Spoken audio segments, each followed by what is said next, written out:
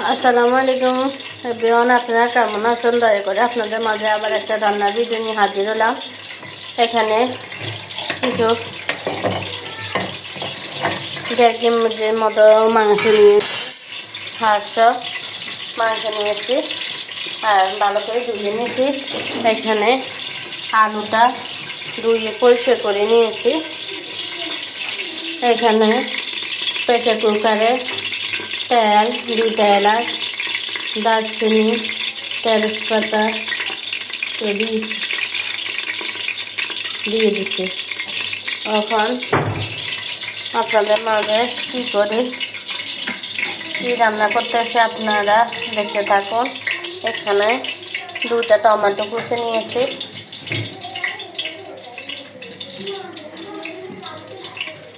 Tomato কুচি 2টা দিয়েছি আর 10টার মতো পেঁয়াজ নিয়েছি। পেঁয়াজ কুচি, টমেটো কুচি দিয়ে দিলাম। এখন স্বাদ মতো লবণ দিয়ে দিব। এখানে স্বাদ মতো লবণ দিয়ে দিলাম।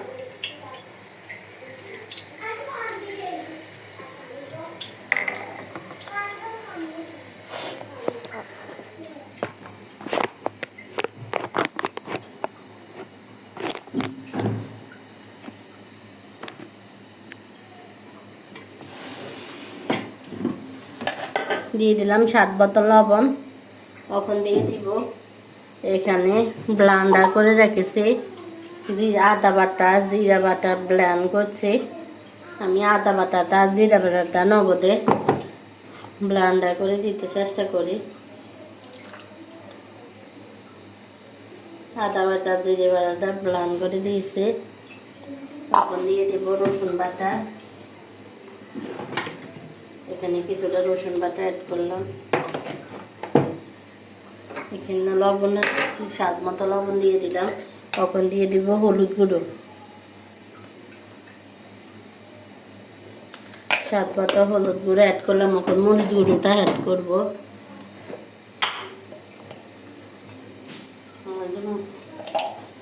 মরিচ গুঁড়োটা অ্যাড করলাম।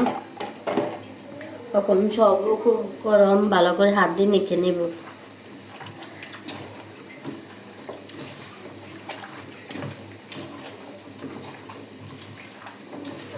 এইভাবে হাতে মেখে গরুর মাংস হাতে মেখে রান্না করলে খুবই মজা হয়। দেখেন কত সুন্দরভাবে হাতে মেখে ফেলেছি সব উপকরণ। এখন রান্নাটা চাপাই দিব। এখানে সব কিছু হয়ে গেছে। হাতে মেখে তো কি সুন্দর কালারের সাথে দেখো সব উপকরণ দিয়ে দিব।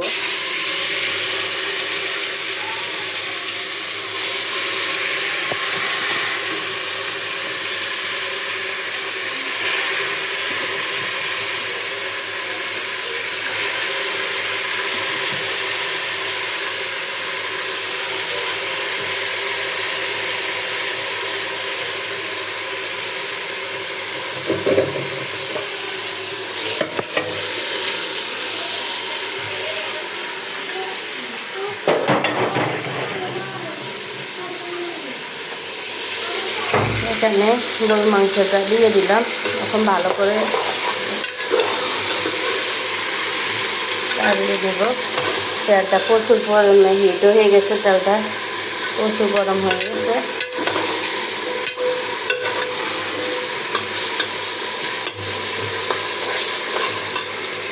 এই রান্নার মেঝে টমাটোটা বেশি অ্যাড করা লাগে। আমার শরীরটা অসুস্থ, ভালো করে করতে করতে পারি না। তারপর আপনাদের মাঝে রান্নাটা খাওয়া তো লাগে। যত অসুস্থ মানুষের খাওয়া কম খাওয়া আর বেশি খাওয়া, তোমার খাওয়াটা লাগবে। তোমার সুস্থ থাকা হইতে হলে খাওয়াটা দরকার। আচ্ছা, 2 দিন ধরে আমরা বাসায় সবাই অসুস্থ। আমি ওই ভিডিওটা আপনারা বললাম অনেক কষ্ট হয় রান্না করতে। তারপরে ফিরবো, রান্না তো করা লাগে, আপনারা জানেন তো। কিছু করার নাই। প্রচুর বয়স শুনে তো আপনারা বলতে পারেন খুবই অসুস্থ। কথা বলতে আমার মনে কষ্ট হইতেছে।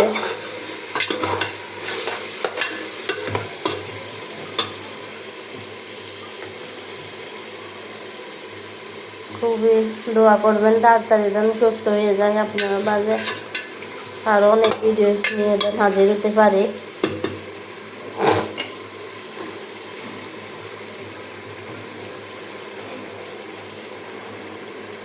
ওষুধ খাইতেছি, জ্বরটা কমতেছে না।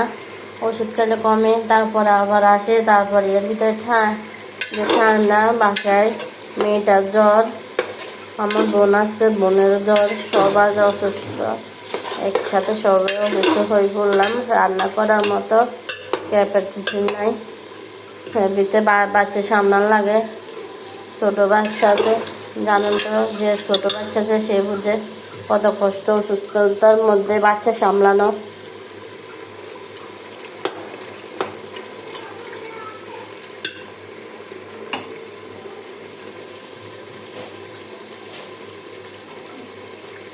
এখন ভালো করে কষলে তারপরে আলুটা অ্যাড করবো ভালো করে, পানি দিয়ে তাড়াতাড়ি যেন সিদ্ধ। স্বামী রান্নাঘরে দাঁড়াতে পারছে না, আমার মাথা ঘুরে যাচ্ছে, বয়স দিতে কষ্ট হচ্ছে, কি করবো।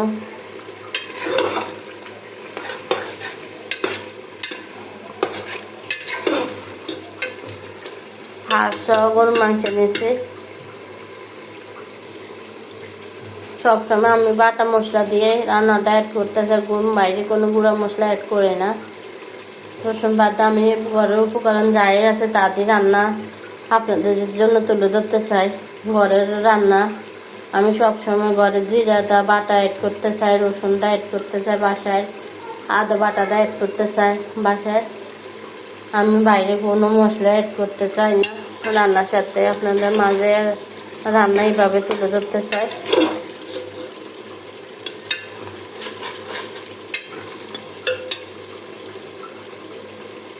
শরীরটা অসুস্থ খুবই, রান্নার ভিডিওটা আপনাদের মানতে ভালো মতো দিতে পারছি না, কি করার আছে আর।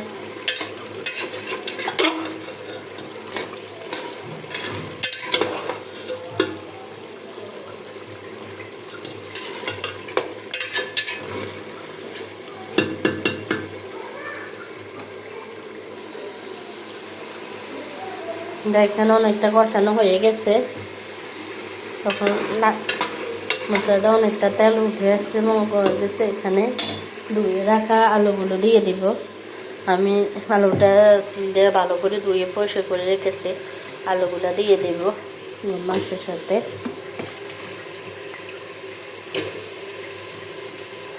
জলটা দিয়ে দেব, জলটা দিয়ে ভালো করে ঢাকনাটা দিয়ে ভালো করে সিদ্ধ করে নেব।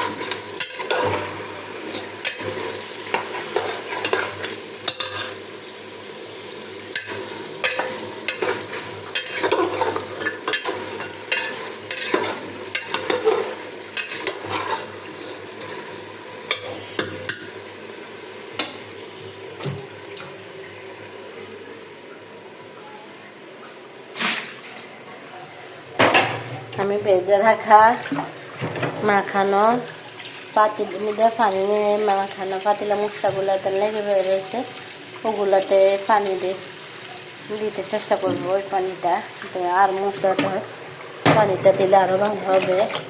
আমি এখানে আমার অসুস্থতা দেখেন, আমার কত প্লেট বাকি হয়ে গেছে, ধোয়াকে পেটাচ্ছে না, এরকম অসুস্থ হয়ে গেছে। পানিটা অ্যাড করে দিলাম।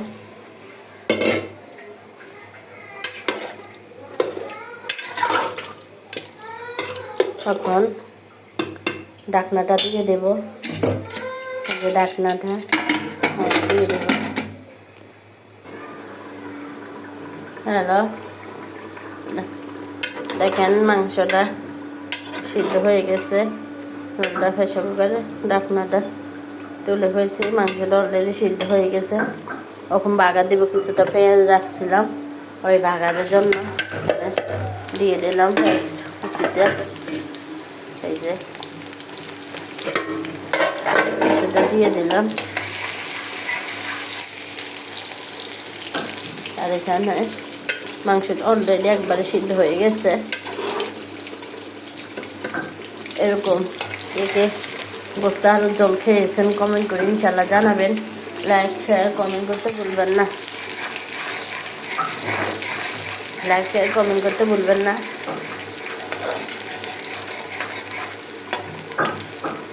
কেন অলরেডি আমি মাংসর পেঁয়াজটা বাগারের জন্য ভেজে নিতেছি। এখানে কিছু লবণ অ্যাড করা লাগবে, আমি কিছু লবণ অ্যাড করে দিব। এই যে কিছুটা লবণ দিয়েছি, লবণ আমি দিয়েছি, তারপরে কিছুটা লাগবে অ্যাড করে দিচ্ছি। বেশি লাগবে না। প্রেসার কুকারে আলুটা অনেকটা সিদ্ধ হয়ে গেছে। আলুটা অত লাগা দিলে আলুটা ভেঙে যাবে, ভেঙে একবারে ডাউন ডাউন হয়ে যাবে। আর অলরেডি বার্গারের জন্য একটা বাদামি কালারে হয়ে গেছে। হাত হলে তার বার্গারটা দিয়ে দিব।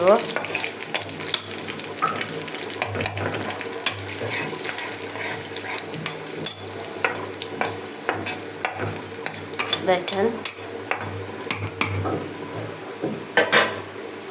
দেখেন আমি চুলাটা অফ করে দেব। এই যে আমি এখন বাগারটা দিয়ে দিব। দেখেন অলরেডি বাগারটা দেওয়া হয়ে গেছে।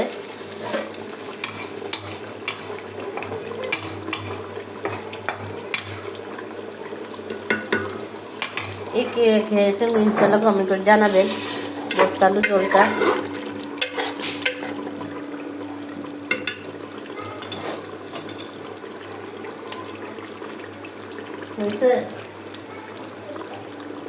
আসো, আমার অলরেডি হয়ে গেছে। দেখেন অনেক সুন্দর সিদ্ধ হয়ে গেছে। একটু জোর জোর রাখবো। এখানে গোস্ত দিয়ে আলু দিয়ে ঝোল ঝোল অনেক মজা লাগে। ঝোল গোস্ত আলুর ঝোলটা নিয়ে আসো। আমি এখানে অ্যাড করবো জিরের গুঁড়া। আমি লাস্টে জিরে গুঁড়াটা অ্যাড করি। জিরা বাটাটা অ্যাড করছি। জিরার বাটাটা অ্যাড করলে তরকারির গ্রেভি গ্রেভি হয় আর কি, মানে তরকারি মানে মাখা মাখা করতে অনেক সাহায্য করে। আর লাস্টে জিরের গুঁড়াটা অ্যাড করলে তরকারি গেরানো অনেক স্মেলটা ভালো আসে। ফলো করবেন ইনশাল্লাহ, ভালো থাকবে। নতুন নতুন ভিডিওটা আমাদের পেজের সাথে থাকবেন। লাইক কমেন্ট শেয়ার করতে ভুলবেন না। আল্লাহ হাফেজ।